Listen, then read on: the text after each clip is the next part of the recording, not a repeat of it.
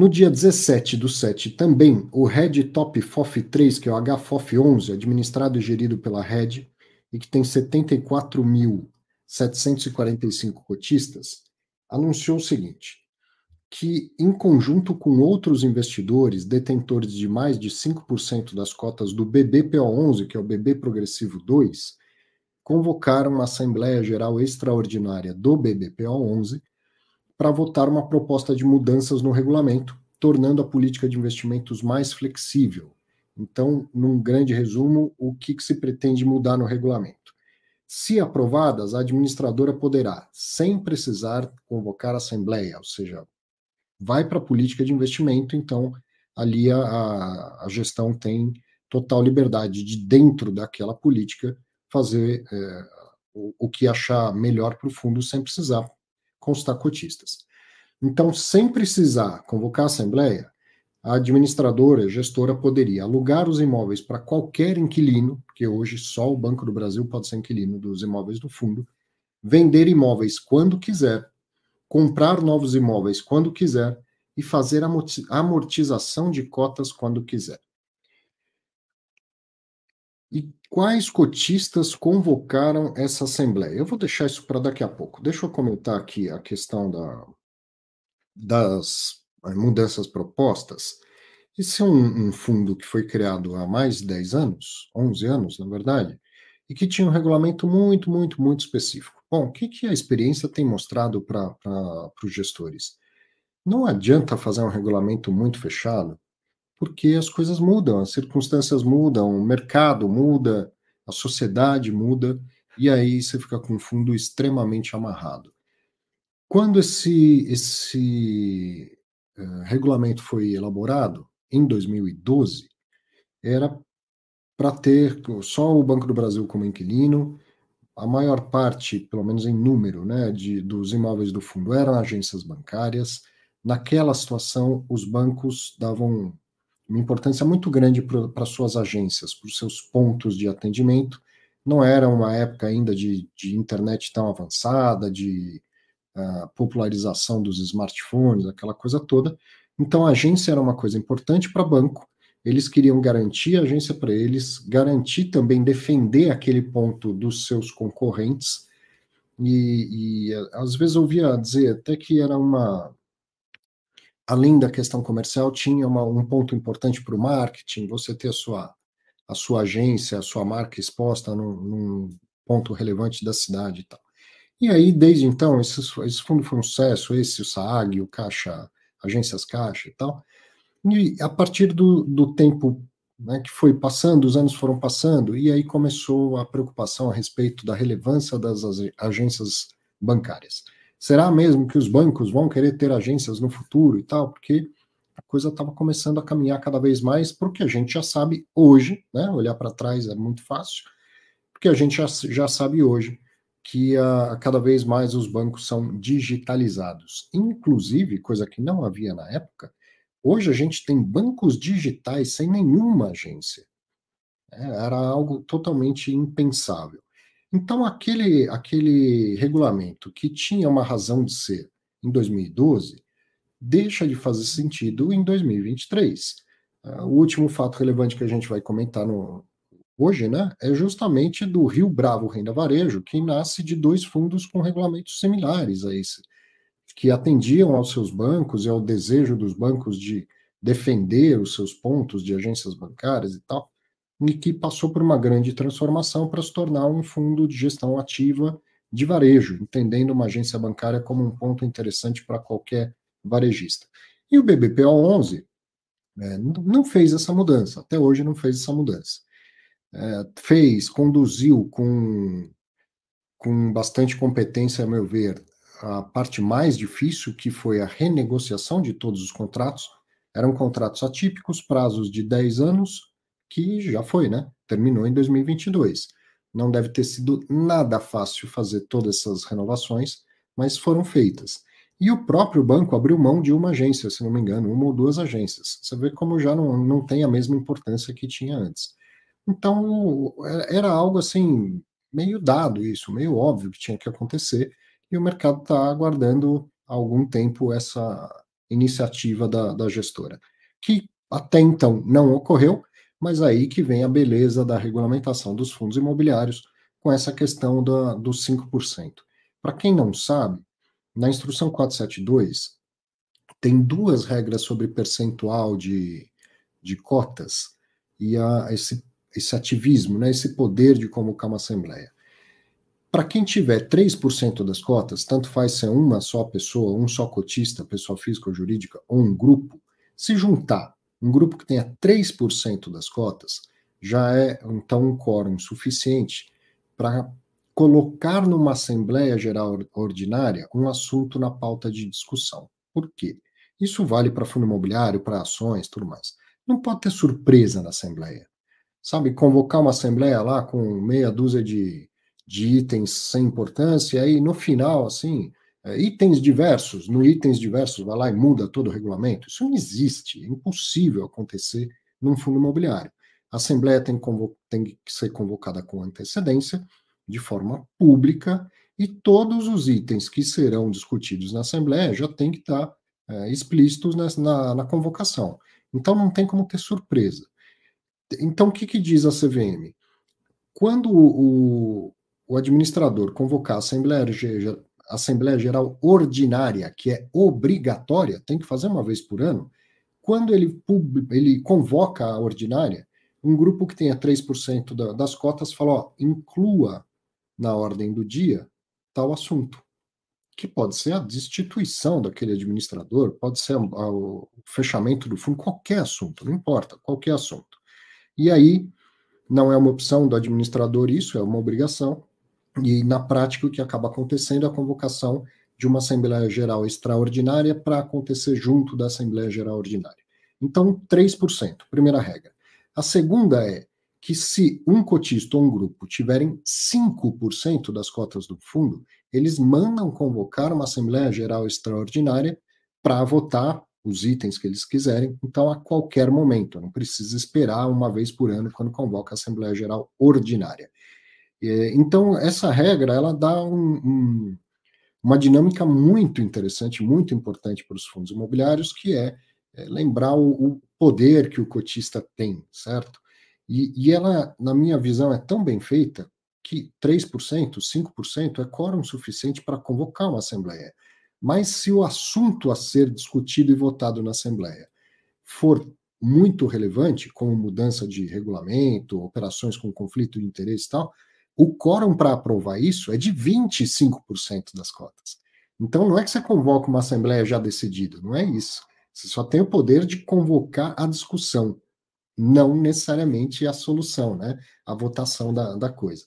E é isso que está acontecendo agora, então, com o BBPO11. Cotistas se reuniram, eles têm mais do que 5% das cotas, muito mais do que 5% das cotas, e convocaram a Assembleia para propor essas mudanças no regulamento.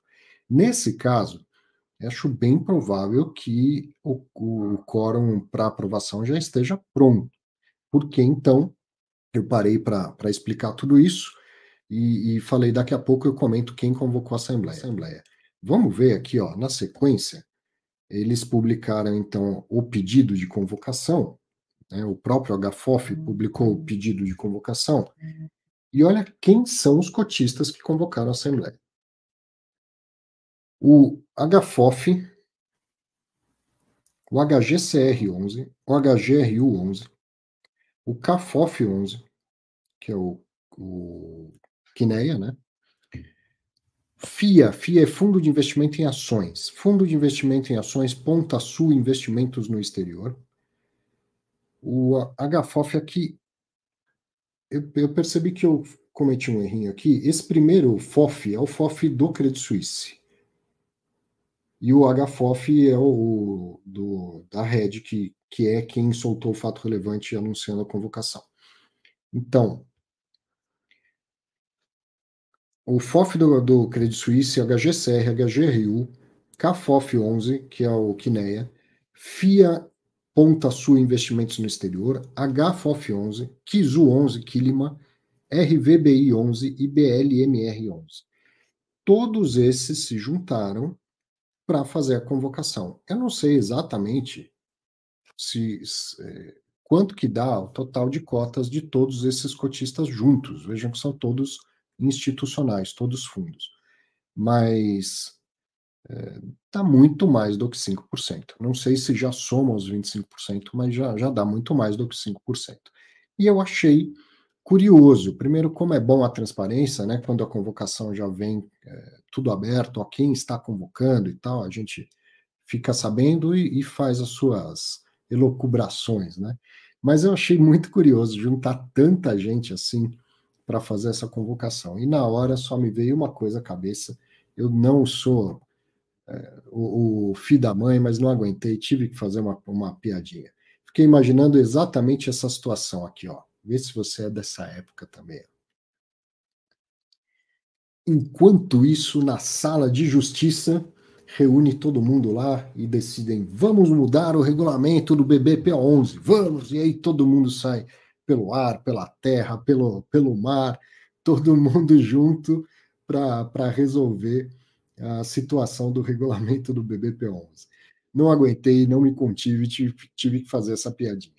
Então, o fato é esse: toda essa galera se juntou, essas gestoras. Acho que é importante quando a gente vê isso aqui, ó, não é pensar no fundo A, no fundo B.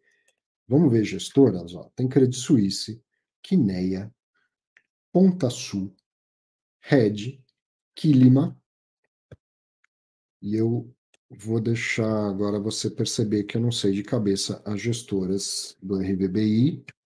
VBI, claro. VBI e BLMR11, também VBI, dois fundos da VBI. Então, VBI, Kiliman,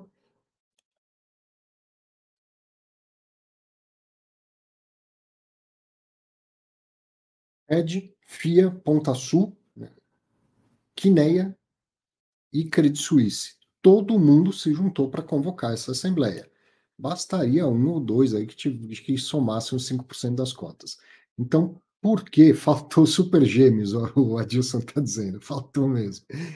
Por que tudo isso? Por que essa movimentação tão grande? Não sei. Deve ter alguma razão de ser, né? Deve ter alguma sinalização ao mercado ou à gestora para que isso aconteça. A gente sabe que esse tipo de coisa não vem de surpresa. Quem faz bem feito não faz surpresa. Já deve ter tido muita conversa entre os gestores, inclusive, quando eu quero dizer entre os gestores, entre esses convocantes e a BVAST. Falar, pô, vocês precisam fazer isso, vocês precisam fazer isso, vocês precisam fazer isso. Aí a conversa muda para, se você não fizer, a gente vai fazer, né? Então, acredito que tenha tido uma bastante conversa e que agora resolveram se mostrar em conjunto definidos para provocar essa mudança. Outra curiosidade seria de se esperar uma convocação também para mudança de gestão, né? Mas não aconteceu, assim, veio uma convocação só para mudança de regulamento. Então, será que a ideia é fazer em duas partes? Primeiro ver se aprova a mudança do regulamento e depois muda a gestão do fundo? Se for para mudar a gestão do fundo, vai para quem? Para o Aquaman, para a Mulher Maravilha, para o Super-Homem. Juntou tanta gente para fazer essa convocação que como que define quem seria o pretendente a ser a nova gestora desse fundo, né? Então não sei se isso vai acontecer e se a ideia é justamente dar esse empurrão e dar um voto de confiança para que a atual gestora, uma vez sem as amarras desse regulamento, vá fazer as alterações, as mudanças esperadas para modernizar o fundo. Cara, é um fundo icônico, é um fundo grande, com quase 100 mil cotistas, com mais de 1 bilhão de patrimônio. É um fundo que certamente muitas gestoras gostariam de passar a fazer a gestão, certo? Tem 1 bi tanto lá de patrimônio, gera uma receita com taxa de administração e gestão certamente considerável para gestoras menores, então é um salto, né, de ativos sob gestão, você conseguir pegar um fundo de 1,5 bi e tal, não deve ser fácil também, se for o caso, chegar numa decisão de qual seria essa gestora a assumir o fundo. Mas agora, pelo que a gente sabe, né, pelo fato relevante, de duas uma. Ou a ideia é simplesmente mudar o regulamento e deixar a BV Asset tocar essas mudanças, ou então o próximo passo seria uma convocação de uma nova assembleia para decidir uma nova gestora. Talvez até, porque não se convoca uma assembleia para decidir entre uma dessas gestoras, deixa os cotistas que se resolvam, não sei. E de qualquer maneira, eles acabaram, a BV Asset acabou de conduzir toda a renegociação contratual. Eu vou repetir, na minha opinião, conduziram muitíssimo bem. Deve ter sido um negócio dificílimo de fazer e seria uma decepção, né, para a gestão. Quer dizer, depois de passar pela parte difícil, alguém vai lá e pum, convoca a assembleia e leva o fundo embora, né? Pode ser até por isso.